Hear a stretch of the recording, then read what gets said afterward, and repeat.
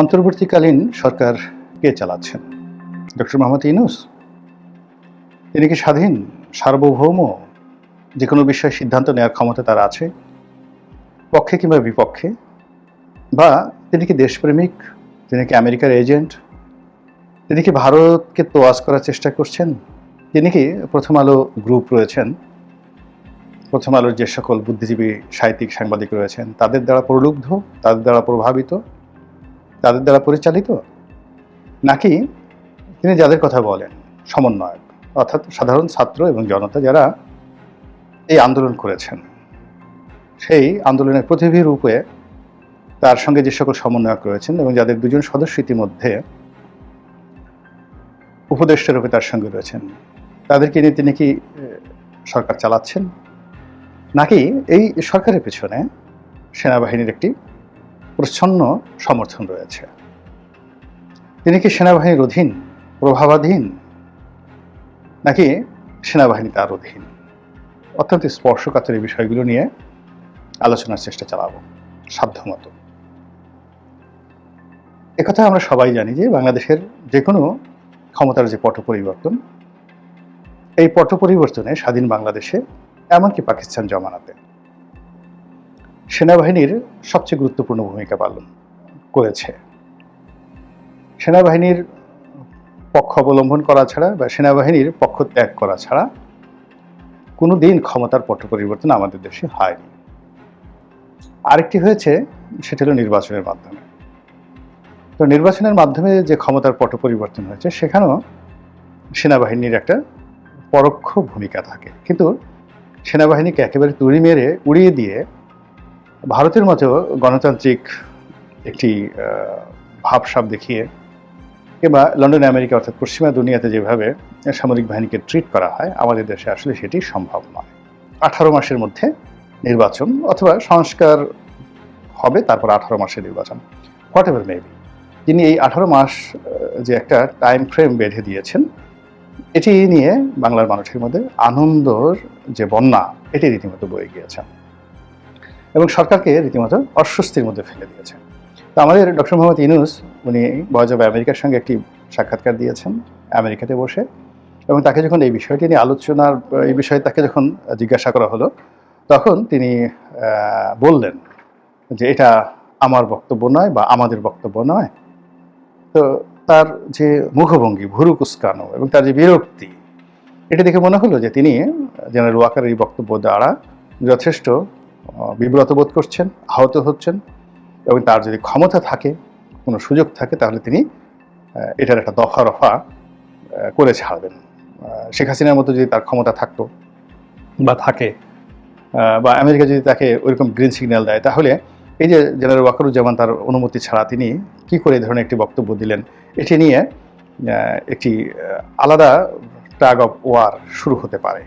কিন্তু বাস্তবতা হলো যে জনাব ইউনূস যাই বলুন না কেন, he is a by product of America, he is a second by product of Prothom Alo, and he is এ মানে বাই চান্স সিলেকশন অফ সমন্বয়ক।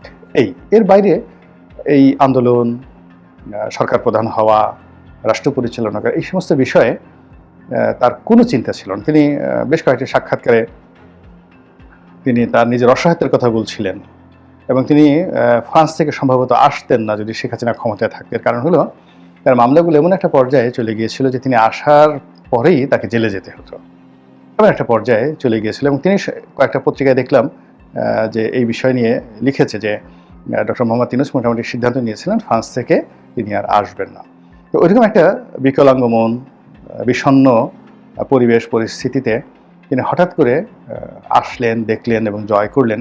এরকম একটা অবস্থাতে ভিড়ির মতো করে তিনি ক্ষমতায় বসলেন। এটা পরিচালনা করা, বসাটা যত সহজ ছিল, পরিচালনা করাটা এত সহজ নয়। তাকে আগে বাংলাদেশের মিলিটারির যে রিদম, সামরিক শাসনের যে ইতিহাস, এবং একজন সেকেন্ড লেফটেন্যান্টের যে মন মানসিকতা, একজন ব্যাটালিয়ন কমান্ডারের যে মন মানসিকতা, একজন কোর কমান্ডারের যে মন মানসিকতা, এই জিনিসগুলো সম্পর্কে তাকে জানতে হবে। তাহলে তিনি সেনাবাহিনীকে খুব সুন্দরভাবে তিনি হ্যান্ডেল করতে পারবেন। এক।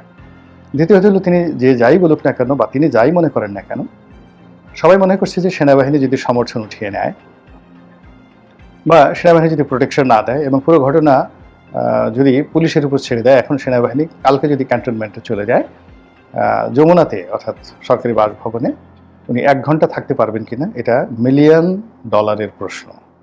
অর্থাৎ এই প্রশ্নটার দামই $10,00,000, যে আজকে সেনাবাহিনী মাঠ থেকে উঠে যাবে, বেসামরিক প্রশাসনের সঙ্গে সে সহযোগিতা করবে না। এর কারণে সে বলবে যে দেশে তো এখন কোনো জরুরি অবস্থা নেই, কোনো সমস্যা নেই, আমি কেন এই কাজগুলো করতে যাব, আমার সৈনিকদের দক্ষতা নষ্ট হচ্ছে, আমরা মানে সাধারণ জনগণের সঙ্গে সংঘাতে জড়াচ্ছি, আমাদের সম্পর্কে মানুষদের যে সম্ভ্রম এটা নষ্ট হয়ে যাচ্ছে।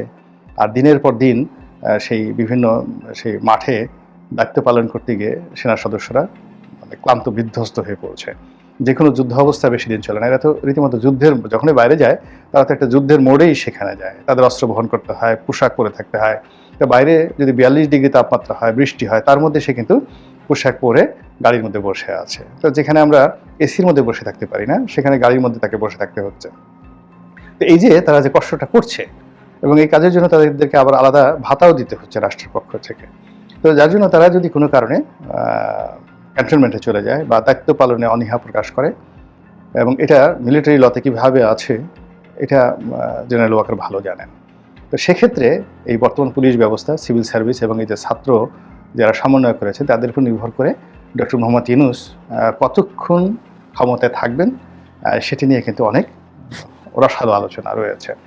তো যার জন্য এই যে জনাব ওয়াকারুজ্জামান উনি যে বক্তব্যটা দিয়েছেন সেই বক্তব্যের সঙ্গে জনগণের সায় আছে, সেই বক্তব্যের সঙ্গে জনগণের সমর্থন আছে এবং তার এই বক্তব্যটি ওয়েল অ্যাকসেপ্টেড।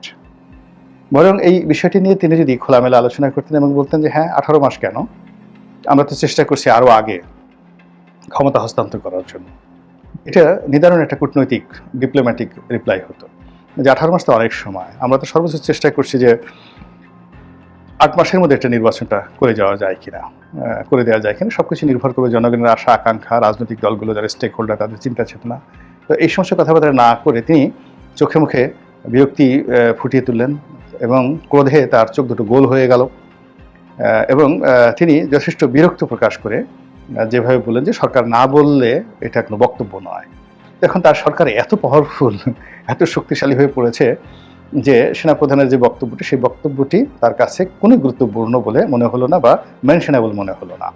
তো এই যে দৃশ্যপট রচিত হলো সেনাপ্রধানের বক্তব্য ভার্সেস ডক্টর মোহাম্মদ ইউনূসের কাউন্টার, যেটাকে বলা হয় যে প্রতিক্রিয়া, এই প্রতিক্রিয়ার কি পরিণতি হয় সেটি এখন দেখার বিষয়।